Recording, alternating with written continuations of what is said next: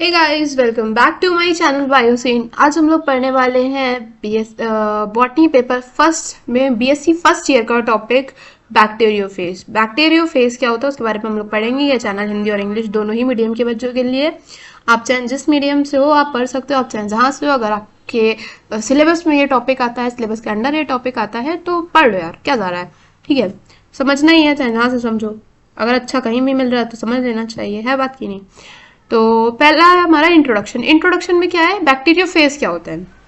Viruses which infect bacterial cell, वो virus, ऐसे virus जो कि बैक्टीरियल सेल को इन्फेक्ट करते हैं, ऐसे वायरस जो कि बैक्टीरियल सेल को इन्फेक्ट करते हैं उनको क्या कहते हैं हम लोग, बैक्टीरियोफेज बोलते हैं। या फिर वायरसेस ऑफ बैक्टीरिया, क्यों? क्योंकि ये जो वायरस होते हैं वो बैक्टीरिया को इन्फेक्ट कर रहे हैं, इसलिए इनको बैक्टीरियोफेज वायरस कहते हैं। इनको सबसे पहले डिस्कवर किया था फ्रेडरिक वैन ट्रॉट में।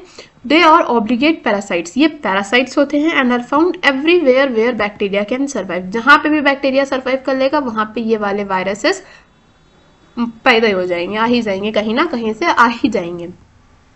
They are abundant in soil, ये सबसे ज्यादा सॉइल में प्रेजेंट होते हैं और सीवेज पानी, वाटर में। सीवेज वाटर मतलब जो नाले वगैरह का पानी जो होता है वहां पे। ठीक है। In humans it may be found in intestinal contents, intestinal contents में, यूरिन में, या फिर ब्लड में, या फिर सलाइवा में, इन सब जगहों, इन सब चीजों में ये वाला वायरस प्रेजेंट होता है, बैक्टीरियोफेज वायरस। ठीक है, समझ में आया बैक्टीरियोफेज वायरस क्या होता है, किसने डिस्कवर किया, कहाँ कहाँ प्रेजेंट होता है। सिम्टम्स, अगर प्लांट में होगा तो इस तरह का सिम्टम कॉज करेगा। एक सेकेंड, ये देख रहे हो ना आप लोग, ये लीफ जो है इसका कलर ही चेंज कर दिया, यहाँ पे कलर ही बदल दिया। ये देखो एकदम मोज़ेक लाइक पैटर्न बना दिया लीफ में, दो अलग अलग कलर्स के हो गई, एक लाइट और एक डार्क। ये अगर लीफ में अगर बैक्टीरियोफेज वायरस पहुंच जाता है तो इस तरह का सिम्टम हो जाएगा। अगर वो पेड़ खराब हो गया, उसमें वायरस आ गया, तो इस तरह का सिम्टम हमको देखने को मिलता है। ठीक है, फिर आते हैं स्ट्रक्चर ऑफ फेज। फेज का स्ट्रक्चर कैसा होता है, एक second. Structure of face, face का स्ट्रक्चर कैसा होता है।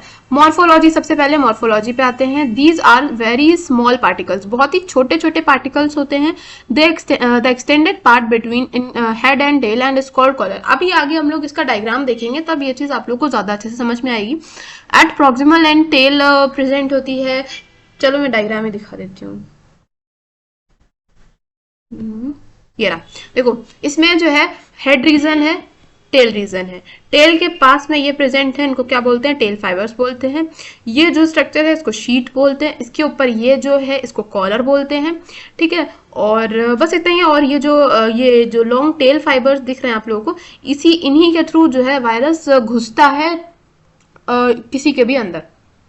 ठीक है, इन्हीं के थ्रू वो पियर करता है उसकी बॉडी को, यानी कि उसके अंदर मतलब गड्ढा बनाता है और फिर उसके अंदर अपने आप को इंसर्ट कर लेता है एंड देन फर्दर अपना जो भी करता है, इन्फेक्ट करता है, अपनी पूरी जो है लाइफ साइकिल वाली प्रोसेस वो कंटिन्यू करता है। ठीक है, तो मॉर्फोलॉजी यहाँ से समझ में आ गई होगी। अब जरा यहाँ से देख लेते हैं हम लोग। ये बहुत ही स्मॉल पार्टिकल होते हैं। हेड और टेल इन दो पार्ट में डिवाइड होता है। प्रॉक्सिमल एंड जो होता है ऑफ टेल उसको हेक्सागोनल टेल प्लेट बोलते हैं, वहां पे टेल प्लेट प्रेजेंट होती है। 6 टेल पिन्स होती हैं, वही जिनके थ्रू वो वायरस इंसर्ट करता है अपने आप को किसी के भी अंदर।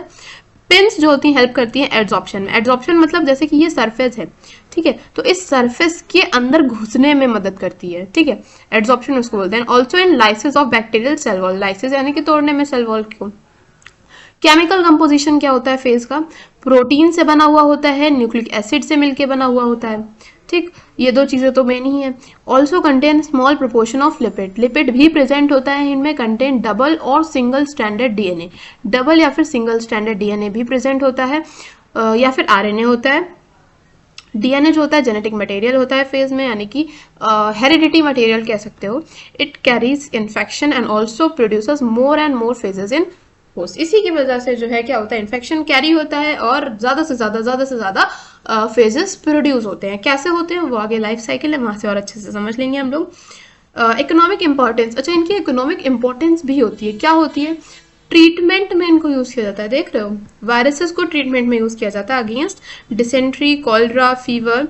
In diagnosis of certain infection में भी, मतलब कुछ जो इन्फेक्शन हो जाते हैं उनकी पता लगाने के लिए भी कि ये फलाना फलाना इन्फेक्शन हुआ है, उसकी जांच के लिए भी, डायग्नोसिस में भी इसका यूज़ होता है। और ये एज अ स्कैवेंजर्स यानी कि एज अ डिकम्पोजर्स भी यूज़ होते हैं, और कुछ डिसीजेज हैं जिनके ट्रीटमेंट में भी यूज़ होते हैं ये। ठीक, ये इनकी इकोनॉमिक इंपॉर्टेंस थी। लाइफ साइकिल इसकी बहुत ईजी होती है, और अगर एग्जाम में ये आता है तो आप लोग को 2 पेज पे बड़ी सी लाइफ साइकिल यही बनानी है आप लोग को। देखो इसमें क्या हो रहा है, समझना ध्यान से। ये बैक्टीरियोफेज है, ठीक। ये क्या हुआ, इसने अपनी ये जो टेल फिन्स थी इसकी, यहाँ पे इस जगह पे जो टेल फिन्स प्रेजेंट थी, इसके थ्रू इसने क्या किया, सेल वॉल के ऊपर आके बैठ गया और अपनी टेल फिन्स को उस सेल वॉल पे एकदम गड़ो दिया, ठीक है, अंदर तक, मतलब एकदम चिपक गया उसके ऊपर, ठीक। फिर अब क्या हुआ, अब जब ये चिपक गया तो इसने अपना जो है जेनेटिक मटेरियल, ये देखो वायरल जीनोम लिखा हुआ है, जेनेटिक मटेरियल इस सेल वॉल के अंदर, इस सेल में डाल दिया। अब क्या हुआ, ये खुद तो नहीं आया, इसने अपना जेनेटिक मटेरियल इसके अंदर डाल दिया। अब ये जेनेटिक मटेरियल क्या होगा, ये अपने जो है मतलब कह सकते हो अपनी लाइफ साइकिल आगे प्रोड्यूस करेगा, अपने मतलब धीरे धीरे अपने ही पार्ट्स को प्रोड्यूस करेगा, ठीक है। हेड बनाएगा, टेल बनाएगा, कॉलर बनाएगा, और फिर अल्टीमेटली वो सारे असेंबल हो जाएंगे, और असेंबल हो जाएंगे तो एक आपका फेस बन जाएगा। और जब, क्योंकि एक तो बना नहीं रहा है, काफी सारे पार्टिकल्स बना रहा है, काफी सारे हेड बना रहा है, काफी सारे टेल बना रहा है, काफी सारे कॉलर रीजन्स बना रहा है, मतलब काफी सारे बैक्टीरियल फेस का फॉर्मेशन हो जाएगा सिर्फ एक वायरल जीनोम से, दिख रहा है, ठीक है। इसने काफी सारे बनाए, डिग्रेडेशन हुआ ना, टूटा वो, फिर काफी सारे पार्ट्स बन गए, फिर वो पार्ट्स असेंबल हो गए, और फिर जब ये कंप्लीट अपना फॉर्मेशन कर लेते हैं तो सेल वॉल बर्स्ट हो जाती है और ये रिलीज हो जाते हैं, और फिर किसी और को इन्फेक्ट करने के लिए पहुंच जाते हैं, और फिर यही लाइफ साइकिल कंटिन्यू होती है। होप सो समझ में आया होगा आप लोगों को लाइफ साइकिल क्या होती है, कैसे होती है। नेक्स्ट यही डायग्राम, ये डायग्राम बहुत इंपॉर्टेंट है, अगर आता है तो आप लोग को बनाना ही बनाना है इसको, ठीक है। सो ये था बैक्टीरियोफेज के बारे में। होप समझ में आया होगा, नहीं समझ में आया है तो बताना, और क्या समझ में आया है, और अगर कोई भी डाउट हो तो फिर कमेंट में ज़रूर पूछना, और चैनल को सब्सक्राइब करना मत भूलना, और शेयर भी करना। So thanks for watching my video.